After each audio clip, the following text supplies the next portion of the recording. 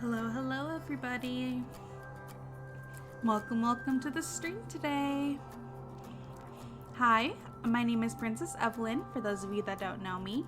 I am a streamer here on Twitch, and I post all my videos, all the things that we do here on the channel. The Twitch channel, I posted it onto youtube.com/@princessevillanvods, EVILLAN. So, if you're looking for the rest of this game that we're playing today, if you're looking for other games that I've played, go ahead and check out the VODs channel. That's where all the videos get posted. So, yeah. Anyways, today we are playing more Highway Blossoms. Happy Visual Novel Friday, everybody.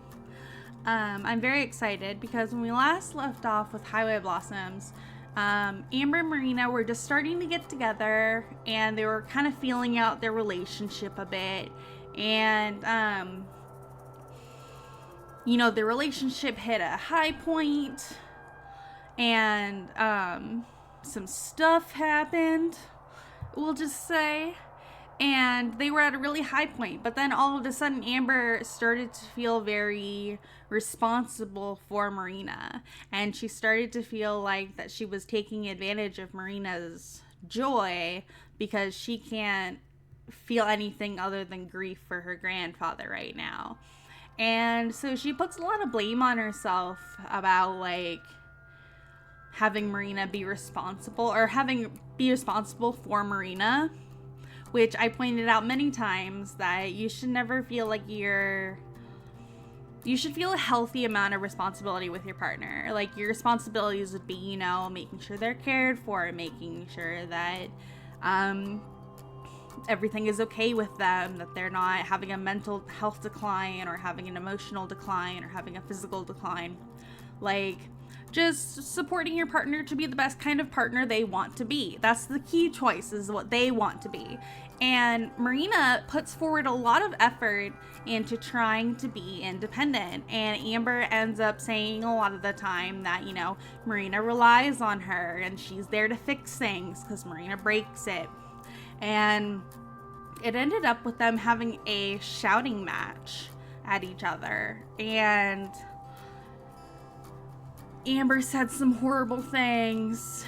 Marina hit a breaking point where she just screamed at Amber to stop treating her like a child. And that's really one of the things, is that Amber feels so responsible for Marina in the way that she would as if Marina were a child. But Marina is not a child. She is an adult, and she's allowed to make her own decisions. But Amber bought her a bus ticket home, back to where she's from with her family and everything she knows.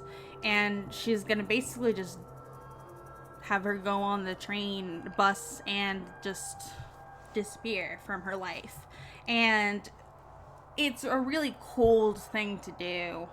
Especially after hitting their high point not even that long ago, where things were really good between the two of them.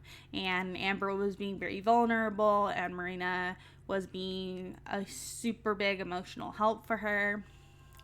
They had a really sweet moment, and then Amber kind of ruined it with this feeling of responsibility for Marina. And that's where we're going to continue from today. So the tensions might be a little high, but we're going to play through it. Let me transition here. There we go. And let's load game. Enough of me talking about it. Let's just do it. The crowd moves on. I don't bother raising my head, allowing myself to be dragged along wherever they're going. My hand is tucked deep within my pocket, playing around with the cassette and its string of tattered ribbon. The hotel is far in the distance now, lit up against the darkening sky. Marina's probably still up there crying. I let go of the tape and force myself to keep walking through the clammy misters attached to shops and bars. It's not my business, it's what's best for her. But that's not your decision to make, Amber. But it hurts, everything hurts. She's just making herself responsible.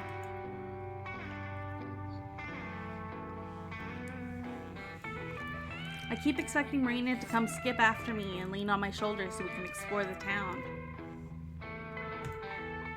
Or better yet, chew me out and punch me until I feel like I can justify what I've done. But I know that's not going to happen. She's too sweet for that. She's Marina. And I don't want anything to ever change that, me especially. She carries around a lot of guilt. We learned last episode that she carries around this guilt for not doing enough for her grandfather before he passed. There are other treatments they could have done. There's other medications they could have tried. There's other hospitals they could have gone to, but they didn't, and they ended up with what they had. And Amber feels very guilty about that. So we find her feeling very guilty about being with Marina, somebody who makes her happy, because she doesn't feel like she deserves that kind of happiness. She feels like she's gonna just end up tainting Marina. That's why she's trying to put distance between the two of them. That's just my speculation. Let me know if I'm wrong in the comments, if you're watching this on YouTube. I can't be trusted with something that precious and not screw it up. Not again. A shrieking laugh shatters my trance. Whipping around, I find a small building squished between a thrift store and a pawn shop. I pull off to the side and peek in, wanting nothing more than to forget about everything. It's smaller than the RV, the entire middle dedicated to 4 mismatched bars set up in a square, surrounded by a cheesy island decor and streamers hanging from the ceiling. Under it all, a legion of girls. Tall girls, girly girls, redheads, blondes, and brunettes, all crammed inside and chatting with each other, up in the festival of free-flowing drinks.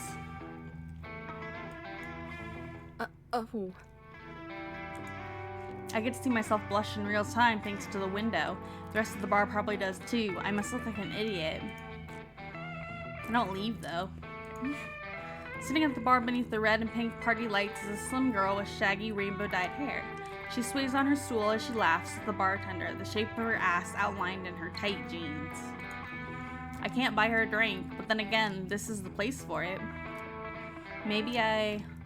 Catching a glimpse of me, she turns to the window and gives me a big, bright smile. Images of Marina flashed in my head. Images from last night at first, her holding me kissing her neck. Yeah, we know how that went. Which, if you know, you know. If you were here for last stream, then you know. And then the Valley of Fire, finding all the pieces of the treasure, helping her on the side of the road. All these memories we made with her, all these wonderful moments we've had when we've been vulnerable and willing to face our big emotions. Like falling in love.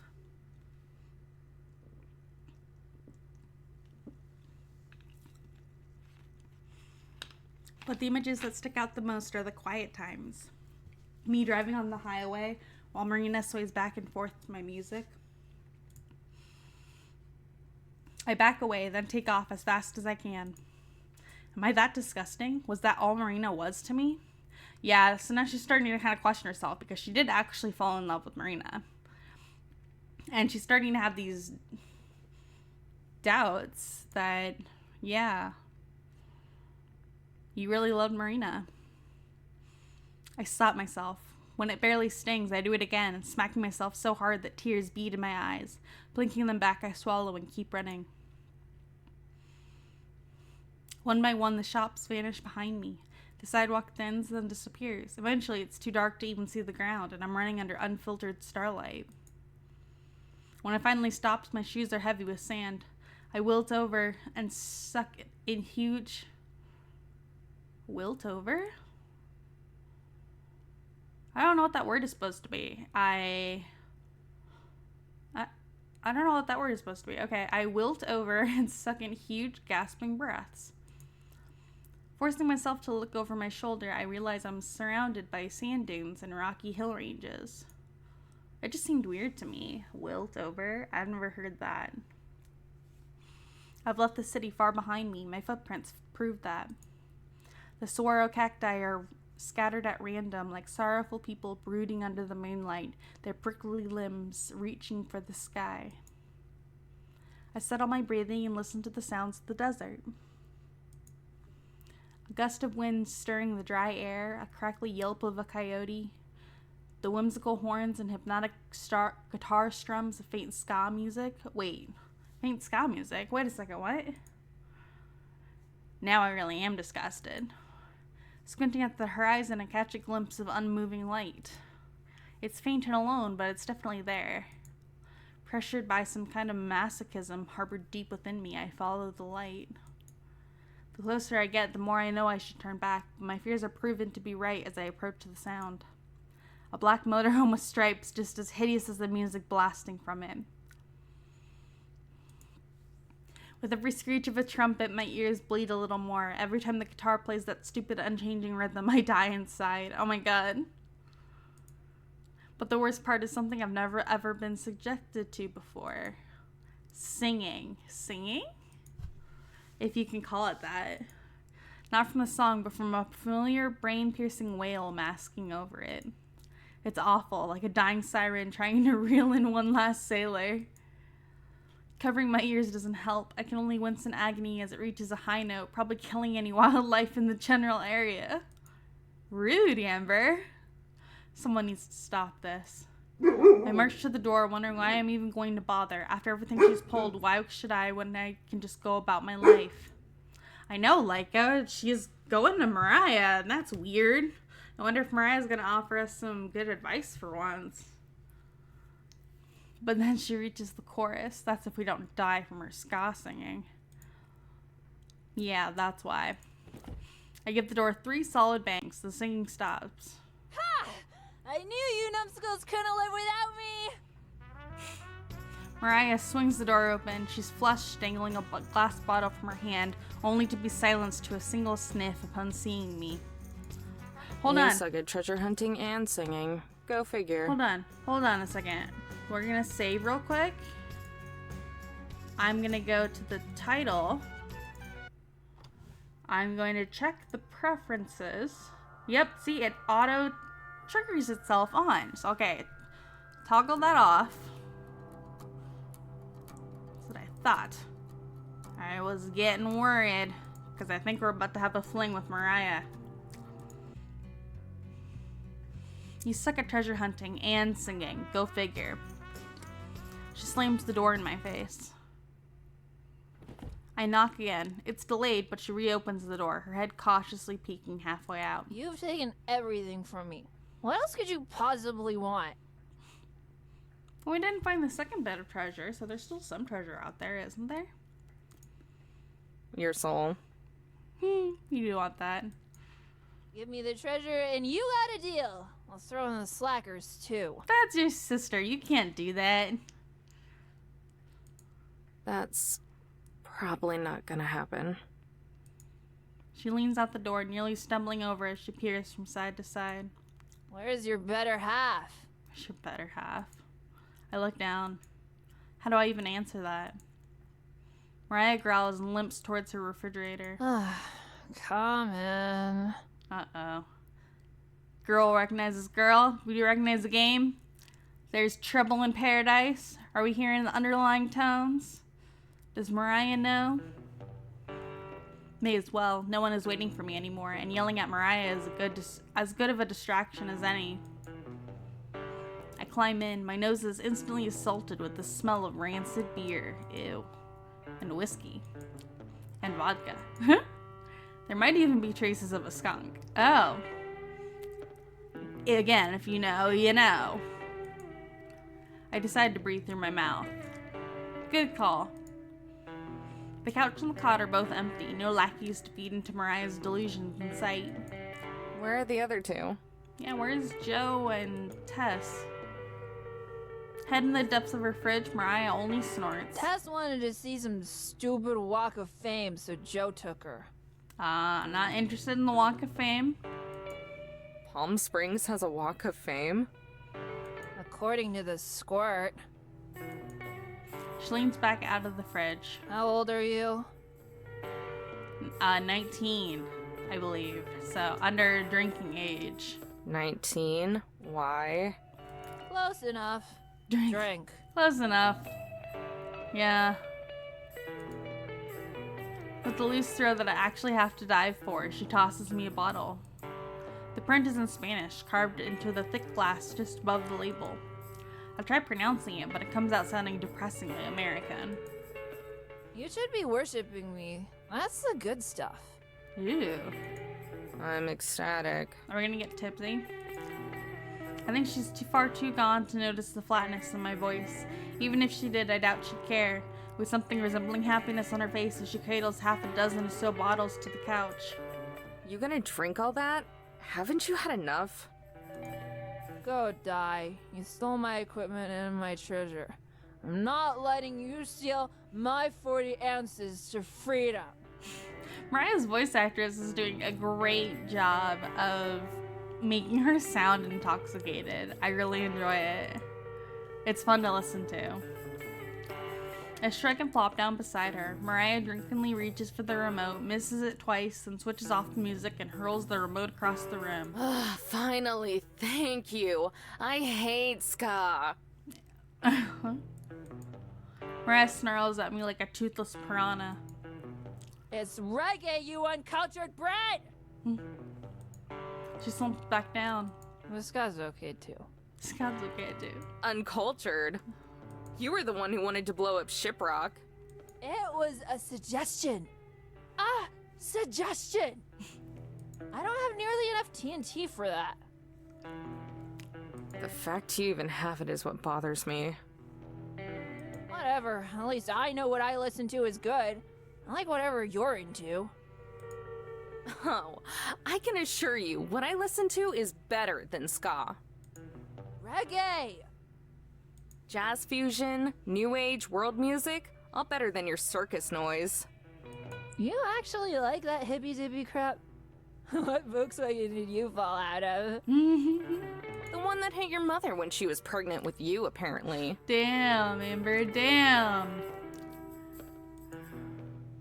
We both click our tongues. Without looking, she pops my cap with the bottle opener, then hers. Giving her a half-assed clink of our bottles, we take a swig. The swampy drink trails down my throat, setting my chest on fire. My experience with alcohol is really limited. Gramps didn't keep a lot of booze around, and when he did, it was always mead or wine. Excellent choices. I love myself a glass of mead. Wine's pretty okay too, but I prefer mead. I only snuck some out a few times for special dates. Gotta say, you're a lot less bearable without the dits holding you on a leash. You're a lot less bearable without the dits holding you on a leash. Shut up! She barely held the flame to the fuse, but that single word is enough to make something inside of me go off. Don't you talk about her that way! She's a kinder, more caring person than you'll ever be! Yeah. And you love her, Amber. When are you gonna see that? And you're allowed to love, Amber, just because you feel guilty about what happened, which isn't your fault, by the way. Like, it's okay to feel guilty. It's okay to feel love when it happens. And neither undervalues the other. Mariah scrunches her nose, like my outburst didn't make any sense to her dumb drunk face. That's not a very high bar. She's not wrong, but couldn't she at least try defending herself? I groan and let my blood simmer down, but not before spitting out one more shot of venom. Whatever. It's not like you're any better. You're a mess without the other two keeping you in check. Hey! Don't get any ideas. I'm the one keeping them in check. They'd be dead by now if it weren't for me. Sure, Mariah. I pinch the bridge of my nose and shake my head with a short laugh. Whether or not I choose to accept that Mariah exists in my reality, she's at least something familiar. Comforting probably isn't the right word for it, but she's someone to talk to. Why are you here anyway? Who even knows? Joel mentioned something about a music orgy thing. A music orgy thing? I don't think that's what he said. Music orgy? You mean the festival? Yeah, that. Oh, they're going to the festival. Huh. And you went along with it? I guess that makes sense. You guys are a thing, right? Building up from a bunch of snorts, Mariah bursts out laughing. thing? If the planets collided, wiped out everything, formed a mega planet, and we had to repopulate. Why do I get the feeling this exact scenario has been played out in her journal multiple times? Besides, there's more important things to focus on. Or at least... There was. She looks at the drawer again, then glares at me. there were. I hide the temptation to laugh in her face and take another gulp. So nothing, huh? You grow up with someone and don't feel the tiniest thing for them? She takes another swig, but this time she just gives the wall a dry, blank stare. If he's still single in 10 years, maybe I'll marry him out of pity. I bet you'd marry the treasure in a heartbeat, though. Probably do more than just marry it. What about you and the Dips? Aren't you two going to the music orgy together? Stop calling it a music orgy. It's a festival, not a music orgy. Her eyes narrow. I'll kill you if that's what you're using my treasure for, by the way. Oh my god, now we have to answer to Mariah about how we use our treasure. I don't answer, looking at my now nearly empty bottle instead. What? You two have a fight? Yeah, a big one. It was a big blowout, and I'm sending her home, and she's not happy about it, and nobody's really winning in this situation. Something like that. Or something like that. I bet it was because of the gold. No honor among thieves, I'll tell ya. No, nothing like that. No. It's hard to explain. Well, I don't really care, but go ahead and moan if you want. It's not any different than what you usually do. Look at Mariah. She doesn't seem particularly invested, interesting in downing more beers than anything. She's a maniac. That always has been, and still is abundantly clear. She probably would tear apart the entire Southwest if left unattended. Hell, maybe even the entire nation. She's no Joe. No way she could hold up an actual conversation. No way she could accidentally offer some good advice. No way she feels any sympathy. Still, I feel like I can vent to her. Because something that drives two people together is a shared goal and challenges to that goal. And Mariah has been our rival this entire time. So it makes sense that Amber would feel okay getting a little vulnerable with Mariah because she knows Mariah literally doesn't give a shit. But that doesn't mean that they don't have a relationship with each other. Not trust her. Not after all the RB chases and games of blackjack, but vent. She doesn't care, but maybe that's what makes it so appealing. I stay silent and stare at the ceiling, mulling over everything that's happened, searching for the right words I couldn't even give to Marina. I said that I don't care.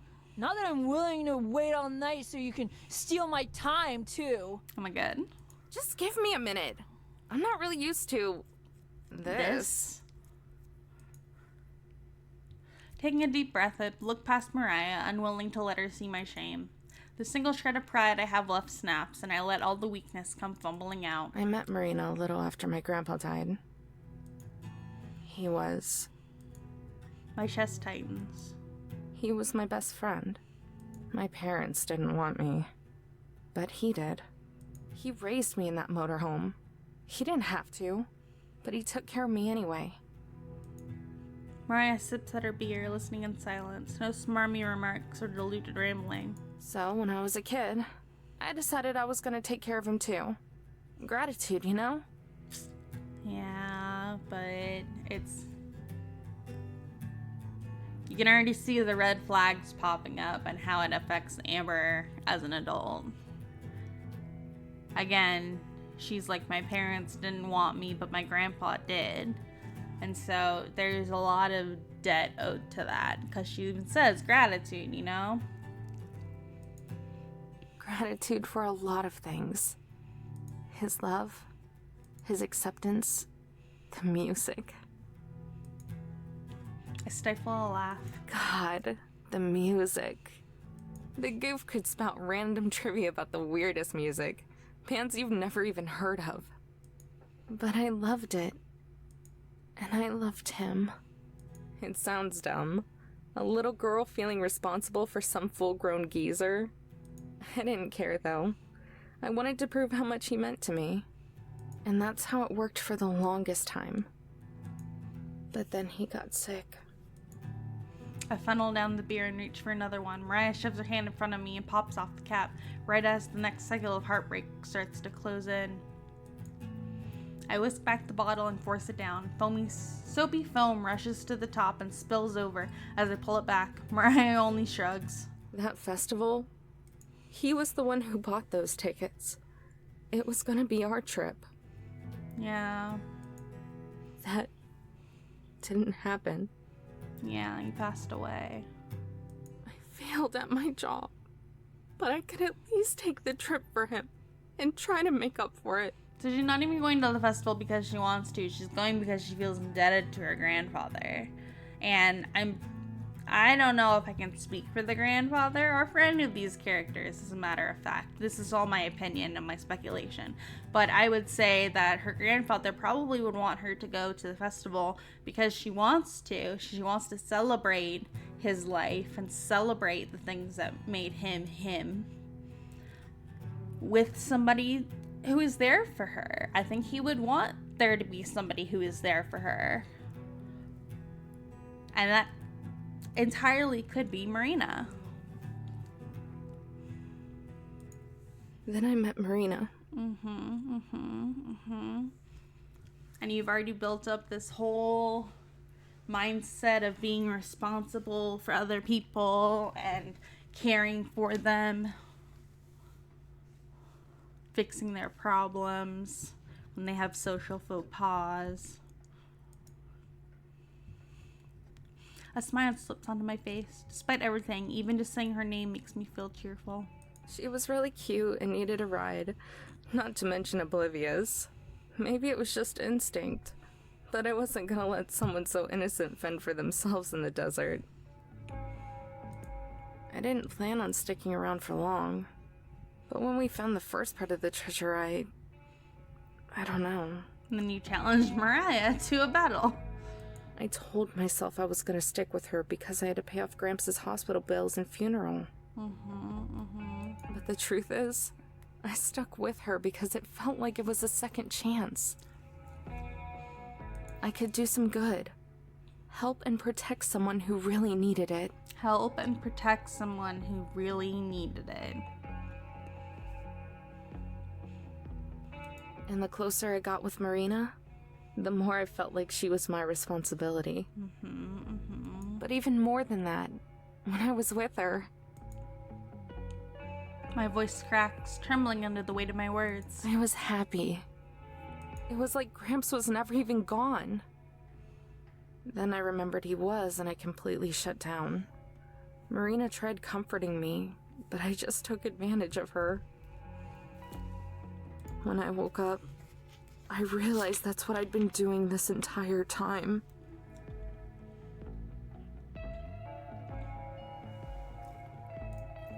I was never protecting her. I was just using her to cope with Gramps. So I bought her a ticket home. She yelled and cried, but I did it anyway. I didn't just fail Gramps. I made this trip about me, and I hurt Marina. I don't deserve to be happy, and I don't deserve her. And there it is again, her deep-seated, I don't deserve to be happy. She never deserves to be happy. This is a deep-seated, almost trauma that she has, where she just doesn't feel worthy enough. And that can cause a lot of fights between people if they can't get down to these root issues of insecurity. Soaking in silence, I blink away in an annoying watery speck in my eye and fight back a few sniffles. You done? Yeah. Mariah polishes off the rest of her drink and slams it down, rattling the other bottles on the table. Smacking her lip, she stretches her neck. Each bone cracks one after the other, sounding off in delayed trail. Then she turns to me and speaks. You're a dumbass. I was expecting that. I pause. Excuse me? You heard me. Mariah launches herself at me. I wince as her breath streaks out. The smell was bad before, but now it's like she rinsed her mouth with whiskey. God, you piss me off. A growl emerges from deep within her throat as she looks me over. Then, as if acting on simple instinctive desire, she delivers a stiff smack to the back of my head. For a split second, everything is fuzzy white. The infuriating image of a snarling Mariah greets me as my vision fades back, partnered with an even more infuriated throbbing. Ow! What the hell? Why are you hitting me? I just spilled my guts to your jerk ass! Shut up. I'm talking now. Mariah stumbles off the couch, gripping the table for support. Her face is darkened by several shades of red since I've gotten here. Listen here, thief. Dead is dead is dead. Your dear old granddad ain't crying up in heaven because you decided to do some bride in the back of his RV. Her words burn right to their fiery core. I can't believe I ever thought I could count on Mariah. Where'd you even get off saying? I said shut up. She's got a point. Get over your snooze fest of a sob story. You got the girl and you got my treasure. But no, you can't be happy because of some stupid phony sense of obligation. Preach it, Mariah. Preach it. This is what I've been saying the whole time. And that's another thing. Her voice gets louder as her words get sloppier, slipping and sliding over each other. I couldn't get a word in even if I tried. All I can do is listen, stone-faced as the lashings keep on coming. Who the hell do you think you are? What gives you the right to be some self-righteous guardian? Yeah. You don't look after people because you have to prove yourself. You do it because... You care. She stops and scratches her head. I lean in, my breath frozen by anticipation as she tries to decode her own logic. Because you just do. Okay? I swear, that annoying complex of yours is gonna smother you and everyone else. She's got a point. Mariah grabs another bottle and swings it straight down on the sharp corner of the table. The cap somersaults through the air. By the time it lands, she's already chugged most of it. But I used her. You didn't use her, you had sex with her. That's right, obligations, second chances, complexes, none of that means anything because it's all said and done. I used Marina to make myself happy. You call that using? Give me a break. I use those slackers all the time. That's using. And you know what? Who cares? That did use you to find the treasure, didn't she? Very true. Marina would have never found the treasure if it hadn't been for us. Hell, if anything, you probably don't use her enough. I'd feel like a real jackass if some dumbass were calling me all the time and all I could do was sit there. Talking about how Marina feels. How she doesn't ever have a vote of confidence in Marina. Because she just has to sit there and get coddled by Amber, who takes care of everything. People use people all the time. That's what makes them family. Mariah took one last swig of her beer, then with a glint of sadness in her eyes, stares into the empty bottle. So if you're gonna hate yourself, find a reason that doesn't suck. Her face smirks from red to sickly green. The bottle falls from her hand and onto the floor as she rocks side to side like a sailor that's lost their sea legs. Hey, you don't look so good. You don't look so good. For a quick moment, Mariah's cheeks blowed out, then just as quickly she swallows. Ew, I don't want to know what that implies. Ew. I'm fine. It's just need to drink it off. Says the alcoholic. She wobbles back and forth to the couch and collapses next to me. Neither of us speak. Mariah groans, holding her stomach as she feels around for the bottle opener. I look at the pile of empty bottles building up on the table. What happened to not caring? I don't I just prefer my treasure not being in the filthy hands of an idiot. Did I just get chewed out by Mariah? Even worse, did some of it actually make sense, or is it just the booze? Unable to spare the energy to lean forward, she stretches her arm way out for another beer, but I catch it just in time and grab a hold of her hand. You need to quit! You've had way too much. Yeah, but that's not your decision to make. It's Mariah's decision to make. Eat me! She slaps my hand away and snags 2 more beers, shoving one of them into my stomach. You're an idiot, but whether or not you want to keep being one is up to you.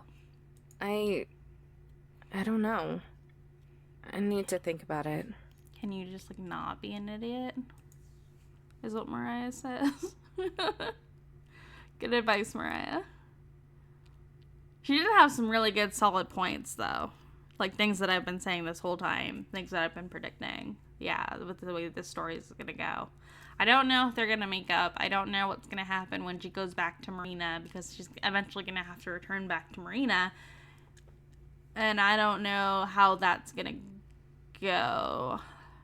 I kind of like the idea that she would try to apologize, but at the same time, the only thing I can see happening with that would be that Marina ends up leaving anyways.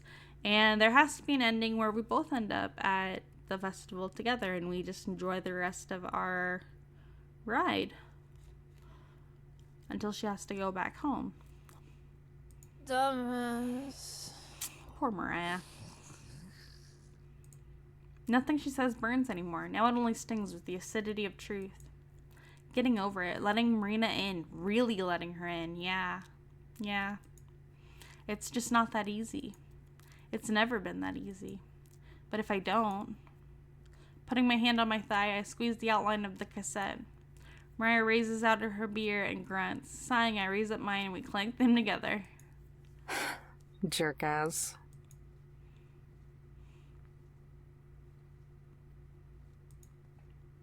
Massaging the drink away, I nurse my head as it pounds in rhythm with my heartbeat. The table has become a stockpile of empty promises and broken dreams, foundation beneath even emptier bottles. Mariah is still at my side, slumped over and passed out. She might be a super heavyweight, but I decide to stick around and keep an eye on her.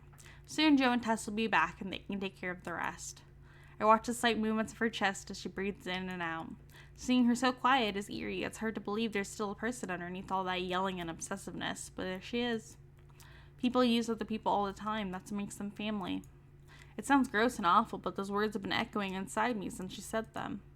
I used Marina to cope, there's no denying that, but Mariah said Marina used me to find the treasure. If that's true, then why don't I feel used? Why did I always feel genuinely wanted by her? She relied on me. Is that using? That's all I ever wanted her to feel like she could do. Her trust was the most important thing to me. But no matter how much I wanted it, I knew I didn't deserve it, because I felt like I was betraying Gramps, and that would just drag her down with me. What about her, though? Marina was furious when I left. She wanted to understand. She wanted to help. I wanted her to rely on me, but maybe she wanted me to rely on her, too. There we go. There's some progress. Understanding that Marina has value. And I don't know if I necessarily agree with Mariah saying, like, you know, people use each other all the time. That's family. But people have value. And in value in ways that you can't even imagine or see. You never know fully what a person is like, but they do have value. And yeah, if you're gonna have her rely on you, you should be able to rely on her too. It shouldn't be a one-way street. Reaching into my pocket, I pull out the cassette and hold it in the palm of my hand. The sight of the ribbon all torn and tangled doesn't choke me up or ignite a bitter explosion of anger like earlier. All it does is serve a numbing reminder of all my regrets. Her wording was off, but Mariah was right. I never let myself rely on Marina. From the very start, I always treated her like a kid and never as an equal. There we go. That's a good understanding of the situation. No wonder Marina was upset with us. Ah, no wonder she got upset. She wanted to do as much for me as I was doing for her, but I would never let her in long enough for that to happen. Of course, she wouldn't say no if I made a move. It was the only opportunity she had. If I go back as I am now, things will never get better. I'll just keep treating Marina like a kid, never letting her in, and she'll just smile and bear it until she explodes, like earlier. I know what I have to do, and yet it feels more like a betrayal thing than anything else I've done this far. But if I don't do it, then I can never truly hope to do right by Marina. I stagger to my feet, turning around to take one last look at Mariah before deciding to take off her bandana and lay her out on her side. In another life, maybe you would be my type. Then I walk to the door, take a breath, and step outside. The night sky is deep and clear, embedded with a rich blue drape behind the glow of constellations. Its light is all that guides me as I sludge my way through the thickness of the sand, wandering from Mariah's RV with a destination of nowhere. Finally, I've gone far enough where the haze of the city lights can't be seen and where the distance of the motorhome can't be gauged. I'm alone. For the first time, I'm truly alone. Free from the treasure, free from the festival, free from the responsibility, free from even Marina. Sitting down, I sink into the sand and look at the stars. Remember that time in Wyoming? When we camped out on the Great Plains? The whole sleeping under the stars thing seemed like the coolest idea ever to little me. You were so excited to teach me about the constellations. Didn't matter that you sucked at astronomy, you just kept mislabeling them. I made sure to read up on them later, by the way. That was the Big Dipper, not Hal's guitar. Hal's guitar? But that's okay. I still got a kick out of it. Besides, that's not the type of thing I expected to learn from you anyway. What I really remember from that trip was the s'mores. Pretty sure you only liked them burned because you were so old. Really stuck with me, though. Can't have s'mores any other way now. We had s'mores with Marina. I think I may have converted someone else to the burn side, too. Marina. She has a huge sweet tooth, though, so I shouldn't be too surprised. I think at the core of this all, Amber really wants to show her grandfather Marina. There's this wishful thinking of that they could meet and they can find happiness all together, the three of them. And then it gets shattered by reality that he's gone. And so she relives the trauma over and over again. But I don't think that's a bad thing for her to want to wish to show her grandfather Marina. I don't think that's a bad thing. Still, it made me really happy when she said she liked it. Yeah, that was a good scene. I stare down and pet the cassette, feeling my thumbs over the holes and brown blotches and stains. I think you'd like her a lot. Yeah. She's a sweetheart. Always cheery and nice, even when she really shouldn't.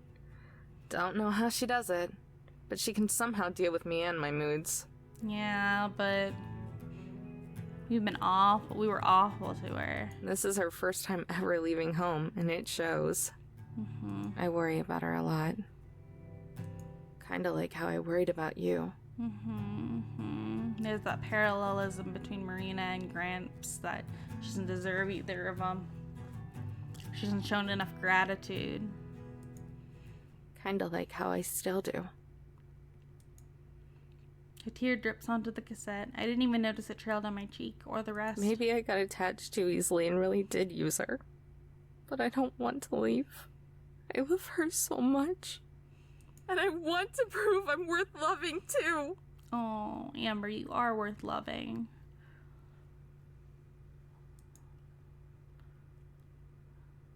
Would you hate me? No, I don't think he would, Amber. Oh, sweetheart. Would I be letting you down if I decided to be happy instead? You really think he would think that way? I gaze back up at the sky through my blurry vision. The stars don't answer back. They just keep twinkling. I lower my head. The cassette feels like a lifeless dead weight in my palm. My breath shakes and the next words slip out in a whimper. I'm sorry. Oh, Amber, you don't have to carry around all that guilt, honey. Breathe, let it go. I dig my fingers into the ground, scraping away the sand as sharp grains nudge between my nails. A shallow hole forms, a pile of dirt lying next to it. I can barely stomach looking at the cassette as I lay it down in its grave. I glance away as I slide the dirt back over the hole. When I look back, a corner of it still sticks out, only partially buried. It's reaching out, grasping for me. I cover my eyes and pinch away the tears. It's still there. It will always be there, but now I don't have to acknowledge it. I'm sorry. I'm sorry.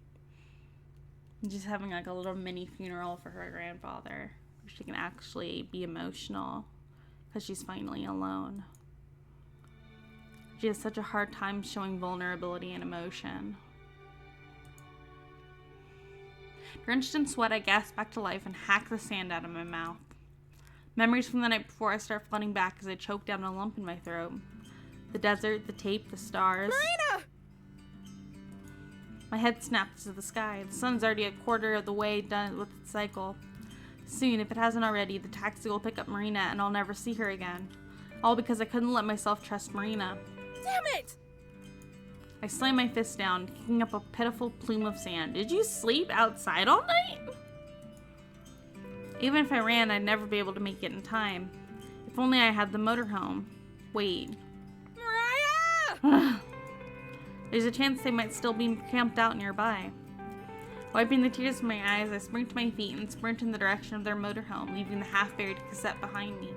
Still be there, please still be there, please still be there. Sure enough, it's right where it was last night. I run up and pound on the door, knocking harder and louder until someone answers. Looking up with wide eyes, Tess opens the door and stares at me. Tess! Is Mariah here? Amber? Joe slinks off the couch and joins Tess at the door. Sheesh, you're a wreck. Everything okay? Quick, the time! Huh? The time! What time is it? He looks to the invisible watch on his wrist and switches between all the walls before Tess digs around her shorts and hands him a chain pocket watch. 10 o'clock, apparently. Oh no, that's the time that Marina's taxi was gonna get there.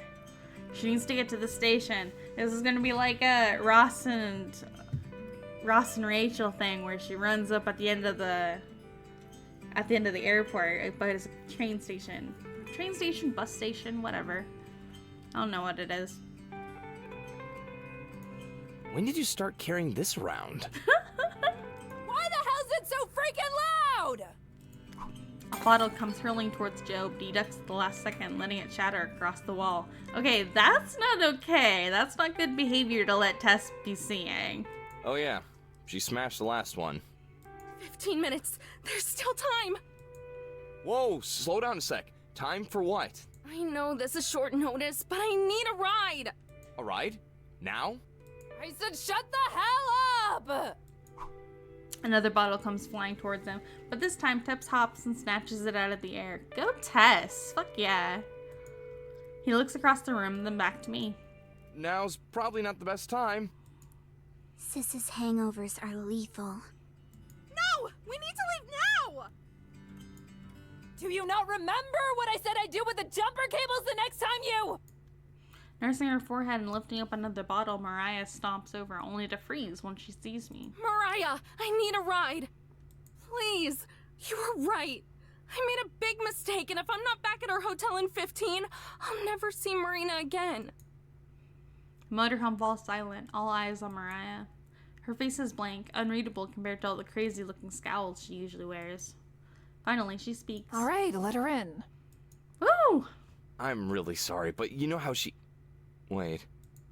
For real? Mariah closes her eyes and takes a deep, long breath. Before I change my mind... Joe and Tess shoot each other surprise glances, then shrug. Well, what do you know? Miracles actually do happen. Aww. Mariah The made a desert friend. heat has thawed her icy heart. Oh my god. Good one, Tess. Yeah, just shut up and get ready. I hop in. The other two scurry around and batten down the hatches, strapping shut all the cupboards and shelves. Grabbing her bandana, Mariah ties it around her head while I shuffle around and try to spit out a thank you. So, I should probably... No, you're not driving. There's no way Mariah is gonna let you drive. We're all set. I'll take the wheel. Joe rushes past us with the keys, but Mariah trips him and snags them from his hand. No way! You drive like an old man. I'll drive. No, I drive like a normal person. You just happen to drive like a maniac. Besides, you're hungover. It'll be fine. Come on. Oh my god.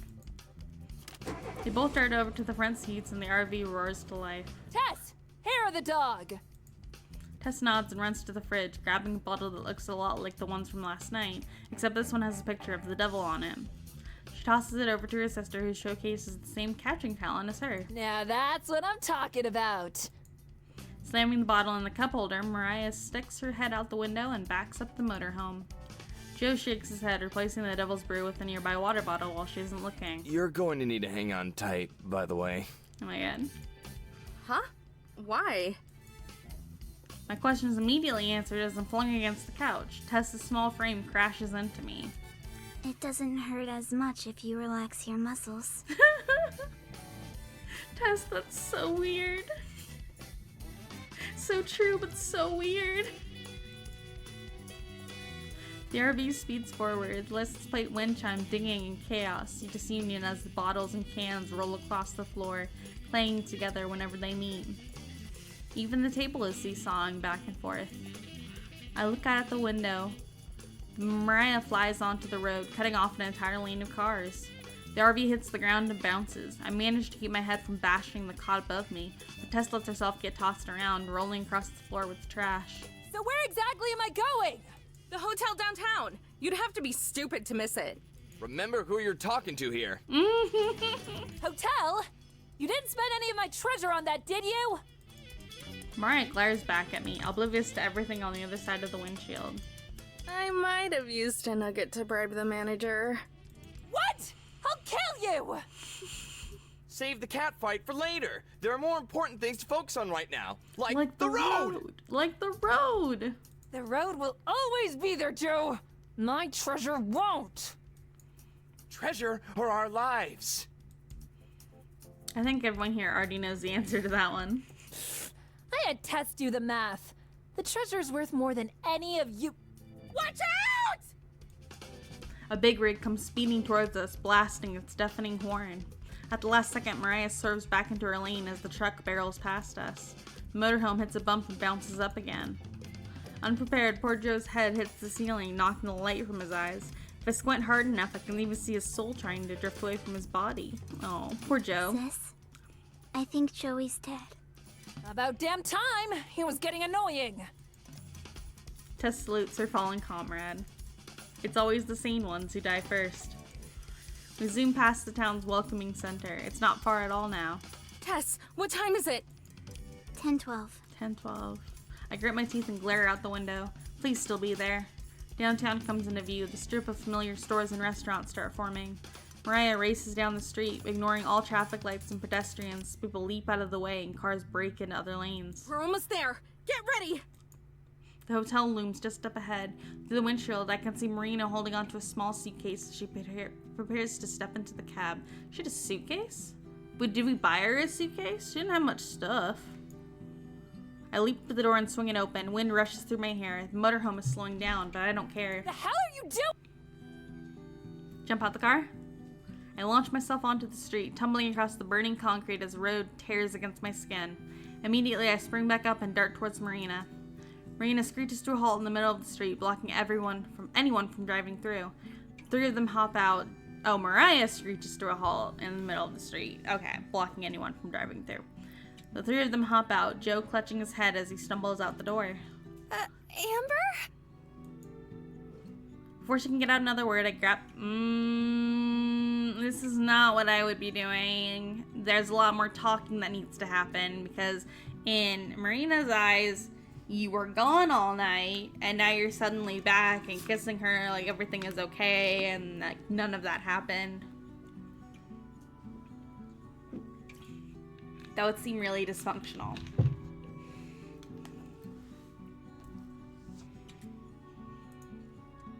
She pulls herself away and glares at me through her puffy red eyes. I put my hands on her shoulders and steady myself as tears stream down my face. I'm sorry. I'm so sorry. Marina freezes. Then she slowly glares from she slowly softens from a glare to a strain. I catch a lump building in her throat, too. I thought you weren't coming back. I know, I was such a bitch. You were awful. You were awful to Marina. And this is so confusing for Marina, because last time she saw you 24 hours ago, you were so livid at her you wanted her to leave. I didn't mean any of it. I love you so much. I just didn't want to hurt you. What? How could you ever hurt me? I was scared. The tears don't stop. The crying gets louder. I was afraid I was using you because I didn't have grips anymore.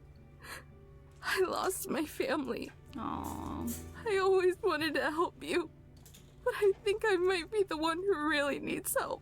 Oh, that's very mature of you, Amber, to recognize that even though you want to help her, you also need help. You're also going through, like I said, these big emotions that Marina can really tap into and help with her vulnerability, help with helping her feel safe and loved and cared for in a way that she doesn't feel anymore now that her grandfather is gone.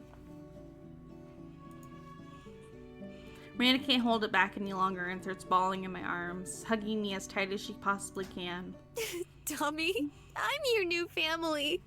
I don't care if you use me. I love you. I love you too. Aww, wonderful. This time we both move in for the kiss, two blubbering idiots trying to prove just how much the other means. I'm not sure if it's her tears I'm tasting or mine, but I can still make out the soft sweetness of her lips regardless. It's funny. This entire time I thought I was the nucleus of it all. That I was the one helping her, or using her. But as cheesy as it sounds, I think Marina's always been the one helping me, from the very beginning. Through the kissing, I catch a glimpse of the trio, Joe covering Tess's eyes as he slips Mariah a bill. We managed to compose ourselves enough to pull each other away, but we never let go of each other's hand.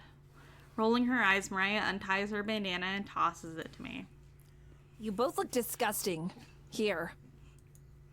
Handkerchief. Thanks. I wipe away as many of my tears as I can before passing it along to Marina, who blows into it like a trumpet. That's not how you use somebody else's handkerchief, Marina, especially one that they wear on their head. Okay. She sniffs, her nose red and tears still leaking out, then hands the drenched cloth back to Mariah, who gives it to Joe. He cringes as it dangles from his fingers. Hi, guys. Hi. Thanks to you three. I mean it. Especially you, Mariah. We're getting close to the ending. I can feel it. So 3 more chapters. I had to turn off the R18 again. It automatically put itself back on. It's trying to get me banned. I swear, this game.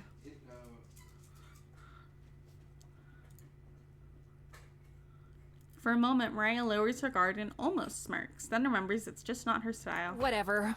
That doesn't make us cool or anything. I still despise you. I still despise you. I love it. It's true. It's true. Yeah, she hates your guts. Wouldn't have it any other way. They wouldn't be rivals any other way. They wouldn't have the relationship that they have, the trust that they've built with each other. That they can both go heavy and ham, and they need it. Marina giggles and I bring her in closer. Then suddenly I remember something. Oh. I bend over and dig through Marina's suitcase, bringing out a single gold nugget and passing it to Mariah. Figured yours was getting lonely. Mariah stares at her hand, the two gathering around her. How about that? You ended up getting the treasure after all, Mariah. It seems bigger than the one we have. Finally defeated, Mariah looks up and sighs. I guess we can probably pawn it off somewhere. Yeah, for how much, though? There's always those we buy gold places, but I think that's more like jewelry, not like actual gold nuggets. She walks back to her motorhome, waving along the other two. She'd need like an appraiser to look at it and tell her how much it's worth. And then they'd still need to find a buyer. Come on, let's go. Well, see you two ladies down the road. Later, Joe. God, Bye, I hope Tess. Bye, Mariah. Tess looks back and forth and scurries over to Marina and gives a quick hug around her waist before following the other two. Bye. Bye. Aw. And with that, they speed off, leaving a trail of property damage behind them as they beep their loud-ass horn into the distance. Marina and I are left alone, the cab long gone. Between small spurts of laughter, we thumb away each other's tears, just happy to be together again. Hey, let's go pick up the motorhome. Yeah, She sniffs one last time. I'd like that. Yeah. Yeah. Oh, familiar. Fading light from the sunset wakes me up. After reuniting, the first thing Marina and I did was take a nap. Yeah, you deserve one. Were you sleeping outside earlier? It's kind of unclear how much time had passed. We slept in the same bed, both of us too tired to do anything more than gaze into each other's eyes as we drifted off. Now, hours later, we're still in the same spot. One of Marina's hands clings to my shirt while she's pressed up against my side. Her breath, shallow and steady, is warm against my neck. I feel like I could stay here all day, for a week, a year, whatever, just enjoying this closeness. Marina sighs in her sleep, shifting a little, but not moving too far away. I watch her, a small smile dancing on my lips. No way we're going to be able to sleep tonight after taking naps this late. We can probably head out and get to the festival site a bit early. Beat the lines to get in, and maybe we can get closer up to the stage. I'll see how she feels when she gets up.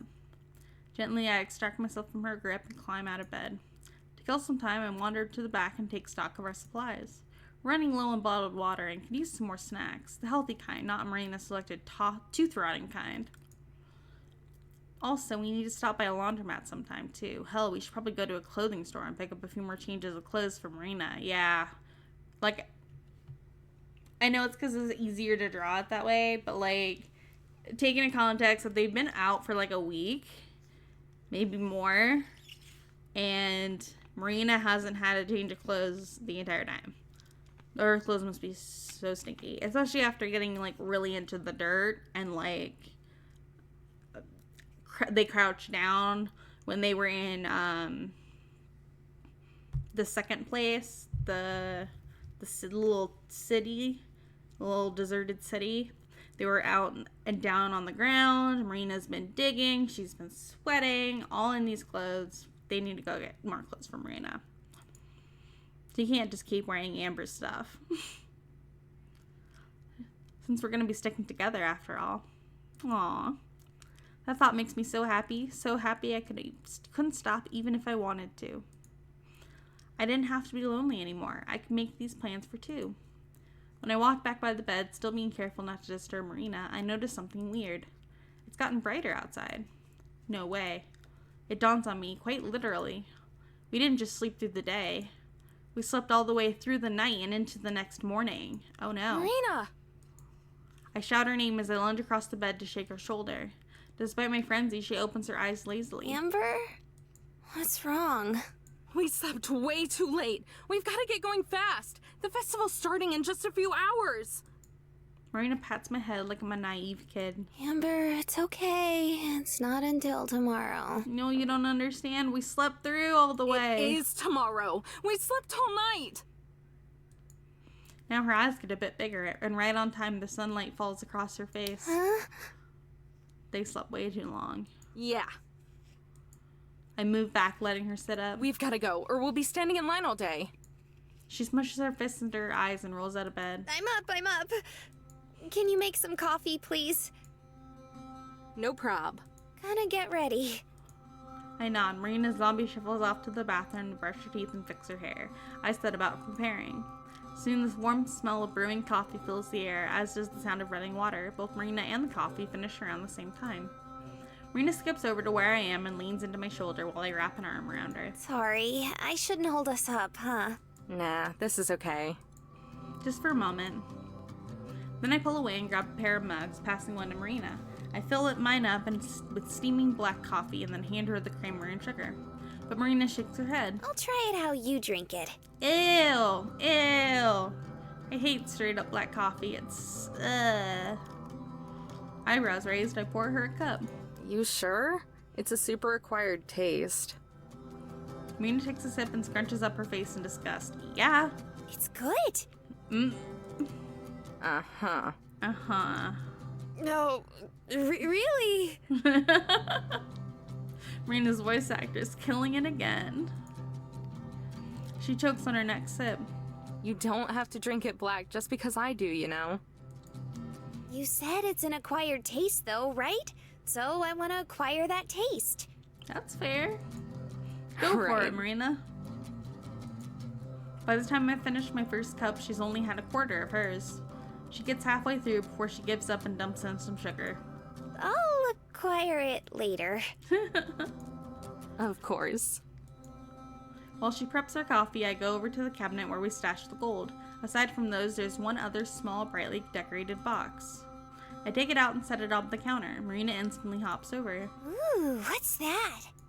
Inside are 2 wristbands made of soft fabric. There are entrance passes to the festival. I pass one to Marina.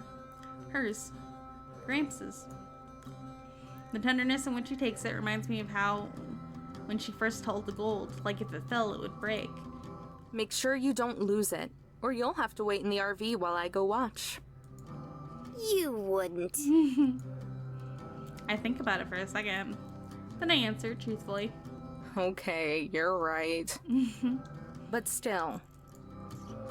There's a little tag that hangs off the wristband and Marina pulls to tighten it. Then she leans over and kisses my cheek. I won't. I slide mine on and tighten it as well, putting the box back in its safe spot. There's a lump in my throat over how it was always supposed to be me and Gramps who win. Marina touches my hand and she smiles. I smile back. This is just as good though. I swallow my sadness before I can take over and lead the way up to the front of the RV. You ready? Hell yeah! Let's get this show on the road then. The motorhome grumbles as I turn the key, but the engine catches. I wait a second to see if it's going to die, but it doesn't, though the whole thing shakes a little more than I'm used to. Slowly, I navigate out of the parking lot and back into the main streets. It may be early, but there are lots of people out and about. Traffic is thick, with a lot of people probably heading off, going to the festival. See, this is why I wanted to leave early. It's normally only a half-hour drive, but this is crazy. Think we're all going to the same place? Maybe. At least a few. Marina laughs. What? I just think it's kind of funny that this has happened the whole time with the treasure and stuff. Endless traffic. Endless people going to the same places as us. Everywhere we go, it's like traffic jam after traffic jam. Yeah, you're right. Should be better after this, though. Yeah, it will be. We creep along until we reach a totaled car. Doesn't look like anyone was hurt, but it's the reason traffic is so slow. Once we get past, I can finally openly accelerate. The new and improved engine pulls its weight. Everything is much smoother and quieter. Soon the city of Indio comes into view. Super close to California and Arizona border, the festival is held just a few miles east of town. As we get closer and closer, our anticipation builds. Easy to read Marina since she's bouncing and fidgeting in her seat. I'm more composed, but I feel it too. We glance at each other at the same time and grin. We've been doing that a lot lately. At last, the huge line of trees that borders the festival ground stands just ahead. I take the exit and join yet another long line of cars heading for the parking area and campground. Guests carrying coolers, chairs, and camping supplies crowd the edges of the unpaved roads, making us slow down. Finally, we find a spot and I kill the engine. Marina looks at me, waiting for me to say something. But I'm all out of cheesy speeches, so I just grab her hand and we both stand up. Let's go. Ew. The air seems to crackle with electric anticipation. It's on people's faces and in the way that they move, the energy like a wave that flows over them. We all share a feeling of excitement and unity. Every single person here has been waiting for months for this day to arrive. And it's finally here. High tents and portable stages dominate the space around us. Between those and the trees, and most of all the noise, you'd never guess there's a city and highway just a couple miles away. Drum beats and muted chords float by as musicians do last-minute sound checks. They're barely audible over the sound of thousands of chattering voices. Folks of all different shapes, sizes, and colors mill around us. It's like social boundaries have been eroded. I think it's a sentiment Gramps would have liked. Idly, I use my thumb to trace a heart into Marina's palm. She squeezes back, probably unaware of what the shape was, but understanding all the same. So, where do we go now? Now we go stand in line while they check wristbands and let people onto the grounds. It's gonna be a while. One more traffic jam, huh? That's right. One more. Even if I hadn't been mapping the grounds in my head, it'd be impossible to get lost. Horde-looking staff are positioned every few yards, holding signs with arrows and directions. Like molasses, the throng of people that we've joined oozes down the trail. We all hold each other back, the sheer numbers making for slow going. Nearly 100,000 people attend each year. What time does the show start? First bands are at like 11, but the ones we want to see are later in the evening. What time is it now? I use my free hand to shield my eyes as I stare up at the sky. Maybe 10:30? You didn't seriously just use the sun to tell time, did you? She did. She just seriously used the sun to tell time, just like that. It's a skill you can learn, Laika.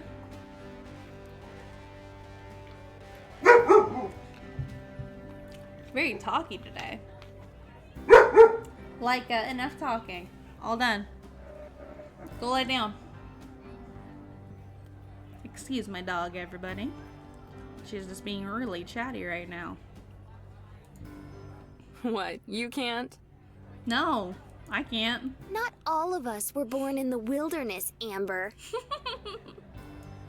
Hey, neither was I. Just raised in it. Besides, I checked the time before we got out. Okay, that makes more sense. Alright, alright. I'll have to show you how to use a sundial sometime, though. It's pretty handy if you're ever lost in the woods somewhere. Well, I know how to use a sundial. Right, because knowing the time would definitely be what I'm thinking about then. You do have to pay attention. You should be. You'll want to know how long before it gets dark and cold so you can find shelter. I'll just ask you to do that. What if I'm not with you? Why wouldn't you be? I kissed her right then and there. After the past few days, I was a little worried that things would be awkward, silences and trailing off sentences. But no, it's like we never fought, never argued, like I never blew up at her. That might be my favorite thing about Marina. There's a growing list of those. She really thinks I can do no wrong. I don't know what I did to deserve her, or even if I do, but I'm pretty dang happy with how it all turned out. The line speeds up once we actually hit the festival entrance and are rushed through the gate. A pair of attendants pat us down. Since we're not carrying any drugs or weapons, we're waved on through. Passing beneath the broad opening display, we officially arrived. Marina spins towards me, bouncing on her heels. We made it! Hell yeah, we did! It's been a long journey. I think of everything we've done and all the places we've been, the people we've met, and how all of those led us to this. I smile as I reach for her hand yet again, meeting it halfway since she went for mine too. Food? Food. Dude, I'm so hungry. I have Panda Express sitting next to me that I want to eat so badly. I haven't had a good meal in over a day now that I think about it. And once I do, I can't stop thinking about it. I lead the way to the food court, which is just a bunch of trucks and tents arranged in an aisle. Everything for sale is greasy but delicious. It's the kind of food that'll stop your heart but heal your soul. We pause at the closest truck to us to see to read the menu. Amber? Marina? Is that like a typo or something? It says they have deep fried candy bars. Oh my gosh, honey, you don't even know. Festival food. Nah, those are really popular at fairs and festivals. She gives me that I know you're making this up look that she's perfected. Yeah, right. No, I'm actually dead serious. Candy bars, pickles, snack cakes, you can get almost anything deep fried at places like this. Ever had one? No way. That's too much, even for me. We don't like sweets. That thought alone makes me kind of queasy. So much grease. Order up. To highlight my point, the guy running the fire pulls out a crispy-looking blob. It's impossible to tell what it is because of the batter. After wiping off some of the oil, which doesn't seem to change much, he wraps it in wax paper and hands it to the person waiting by the window. He bites into it with a look of pleasure, though I still can't tell what he's eating. Want something? Daily Green, Marina shakes her head. Pass. Not much farther down the line, we find a regular pizza stand and order a couple slices. We stand a little out of the way while we eat, trying to keep the toppings from all sliding onto our rapidly deteriorating plates. When we're done, I drag a napkin across my face. It comes away orange with grease. Missed a spot. She leans over and wipes dry a spot above my upper lip, then kisses it. Wait. Show me where again. Aww. This time she doesn't dab before leaning in to kiss me. I can taste the pizza on her breath. Or maybe it's mine. When we part again, we're both smiling. You should check the sun. What time is it? I make a big show of looking up at the sky, then back down, pretending to think hard. I'd say it's time for us to get a watch. That is literally a joke that my dad makes. His dad probably said it, and it was probably old then. No, just no. No. You don't like it, Marina? Tough crowd. I'm hurt. Oh. See, now they can joke with each other. Now there's so much trust between them now. They've shown their vulnerable sides to each other, and they weren't rejected. Marina was rejected for a little bit, but they weren't rejected overall. And now they can joke with each other. Now they can be more honest with each other. We've seen Amber and Marina both say honest things, like joking around. It's great to see. I'm so glad for these two. Really, though, it's probably a little bit past noon. We've still got a long time. Wanna go check out some of the other bands? Yeah, sure. I pull out the schedule that we got by the entrance and pass it to her. I don't really know any of these groups. Let me know if there's someone you want to see. Marina skims over the list of names before she squeals. Oh my god, yes! Them! I want to see them! She points out someone who's set up on the main stage. All right, that should be this way. That should be this way. Literally bouncing with excitement, I lead her through the crowds. What kind of music are they? I have to shout now because the music is much louder over here. Marina presses close to me to respond. They're rappers. 2 of them. Their new album got super popular. And they're even doing this version of it where all of the instruments are cats. What? Right. Okay. I'm not really into rap, but whatever. It's not like we've got anywhere else to be yet. I'm pretty sure Marina isn't super into weird old people jam bands. We get to the stage right as the set ends. Because there's a lot of people leaving, it's a bit like swimming upstream, but we managed to make it close to the stage. How are you liking it so far? It's kind of crowded. Which part? All of it. It's kind of crazy, but it's fun. I like seeing all the different people. Yeah, you get all types. Bass booms from a speaker close to us. It's playing a pre-recorded medley, but Marina sings along to a few of the songs. A little while later, the 2 rappers come out on stage and everybody cheers. I turn around, surprised at how big the crowd's gotten again. When I look back at Marina, she's not paying any attention to me, just grinning up at the stage. 40 minutes later, the pair leaves the stage to thunderous applause and cheers. Even I clapped for them. They were pretty good. How'd you like it? They were so good. So good. Whoa. If I'd known they were playing today, I'd have been even more excited for this. They're one of my favorite bands in the world. Aw, that's cute. Did you just not look at the lineup or something? I guess not. I kind of thought all of the bands would be like what you listen to. It is a big music festival, though. I don't think they could sell out a festival like that. Not to this many people, at least. But it's fine. I like getting to hear new stuff, too. Aww. That's how we spend the next few hours, going from stage to stage to watch bands I've never heard of. Sometimes they're groups Marina likes, and sometimes they just have a weird name. Around the time the sun starts to go down, we head back to the east stage, where we'll see our last show of the day. Marina's in the lead this time. We've gone between the stages so many times that we have a good feel for how to get around. We find a spot on a little grassy slope and sit down. Are you sure? Won't it be hard to see? Nah, we've got a good view from here. And it seems like it'll be a small crowd. Of course, small still means thousands of people here. It's just small compared to some of the other acts. Marina bumps my shoulder. Excited? Bit of an understatement. Up on stage, there are banners and a giant cloth backdrop that hangs from a bar. They're decorated with a familiar black logo that I could draw on my sleeve. The breeze causes it to shake and sway like it's as excited as I am. We're pretty severe outliers when it comes to the average age of this crowd. The rows of people in front of us are represented by a smattering of bald spots and bandanas. I'm about to make a joke of it to Marina when the band comes on stage, and any words are lost in the deafening roar of applause.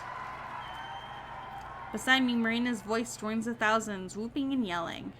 Usually I'm way too self-conscious for this sort of thing, but what the hell, I cheer too. With just a wave and not a word of introduction, they launched into the first song. It was the opening track on their second album, back from when I was born. They've been playing this one longer than I've been alive. It's a great song though, they're all great songs. The whole set is magical. They go from one song to another without stopping in between. If you didn't know the music, you'd probably think it was all just one super long track.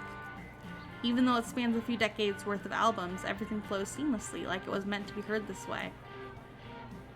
At some point I close my eyes so I don't notice myself doing it. I'm lost, but in the good way, with Marina beside me, gently swaying.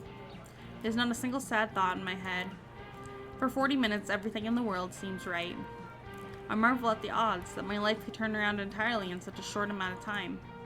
Countless cups of coffee and gas station snack packs, 3 boxes of gold, 5 states, 3 weeks of dusty desert roads. That's what it took to get us here. All that in one faulty fuel gauge. I open my eyes and look at Marina. To my surprise, she's looking right back at me. She scoots a little bit closer and leans against me, her head on my shoulder. I put my head on hers and together we rock in time to the music. Then it stops. Everyone cheers again. And the front man holds up a finger. It's the first break there's been in the whole set. One more song. One more song. Then he plays those guitar strums I've come to know so well. The ones that I was both dreading and looking forward to the most. It's the most familiar intro in the world to me. And of course, it's their swan song. Gramps, and my favorite. I could feel Marina's worried gaze, wondering like always if I'm about to break down and cry. But this time I meet her look, and I smile as I press my lips against hers.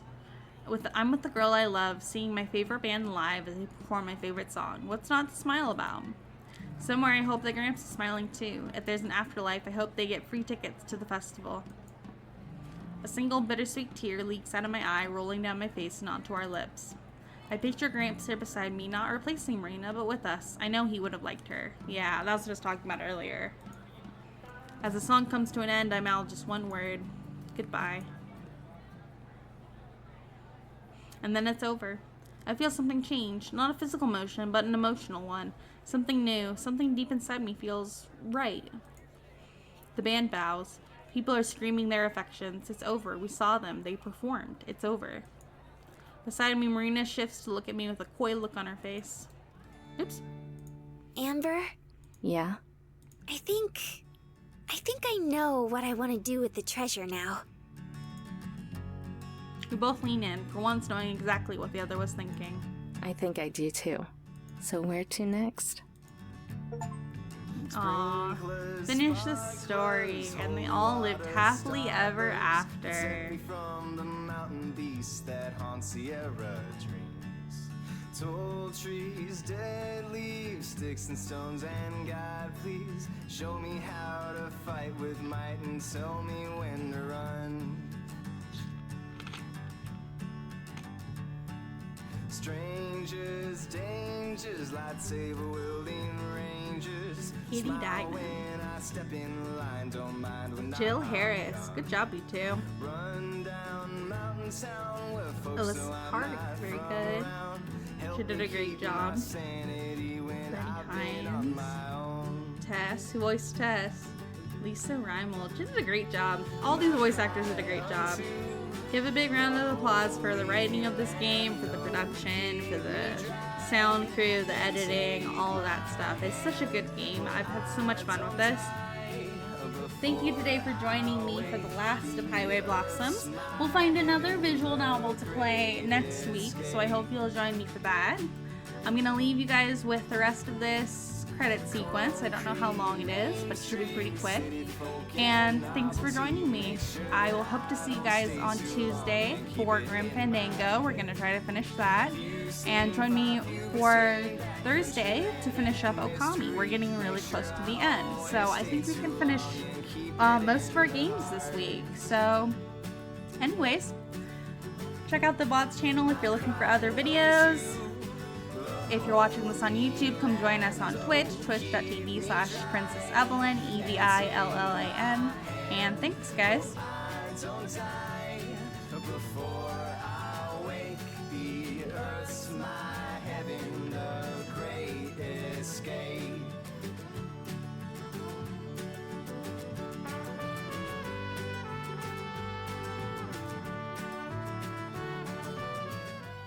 It's a good thing we were able to get tickets from that scalper.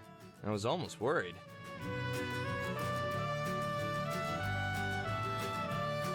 All that glitters is not gold. Except the gold.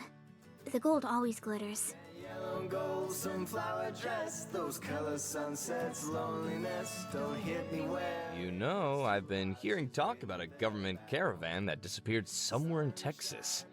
Alpine, family, friends, and good Was apparently transporting a ton of cash. doing what I'm It's the weirdest thing, though. No one can seem to find it. What? And you're only telling me this now? You really are a slacker, aren't you? Come on, bozos. We've got some serious work to do. Every second counts.